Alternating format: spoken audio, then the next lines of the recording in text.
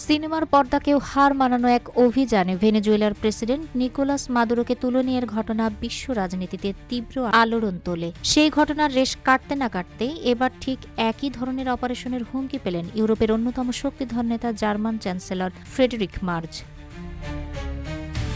তুর্কি গণমাধ্যম আনাদলু এজেন্সির প্রকাশিত এক প্রতিবেদনে উঠে এসেছে চাঞ্চল্যকর এই তথ্য।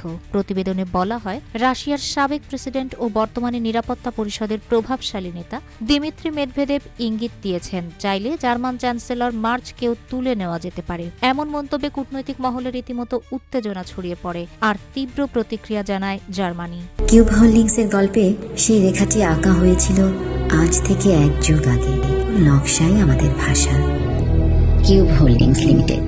মেদভেদেভ তার বক্তব্যে সরাসরি টেনে আনেন মাদুরো অপহরণের ঘটনাকে। তিনি বলেন, সাম্প্রতিক এই অপারেশন প্রমাণ করে যে আধুনিক বিশ্বে কোনো নেতাই পুরোপুরি নিরাপদ নন। সেই সূত্র ধরে তিনি দাবি করেন, নিউ নাৎসি মার্জের অপহরণ এই রাজনৈতিক কার্নিভালে এক নাটকীয় মোড় হতে পারে। তিনি আরও বলেন, জার্মানিতেই মার্জের বিরুদ্ধে অভিযোগ আনার মতো ভূমিকা তৈরি করা সম্ভব, যা তার বক্তব্যকে আরও বিস্ফোরক করে তোলে। এই মন্তব্য ভালোভাবে নেয়নি বার্লিন। জার্মান সরকারের পক্ষ থেকে তীব্র নিন্দা জানানো হয়। দেশটির সরকারি মুখপাত্র সেবাস্টিয়ান হিলে স্পষ্ট ভাষায় বলেন, চ্যান্সেলর ফ্রেডেরিক মার্জ সম্পূর্ণ নিরাপদ ও সুরক্ষিত আছেন এবং বর্তমানে তার নিরাপত্তা বাড়ানোর মতো কোনো প্রয়োজন দেখা যাচ্ছে না।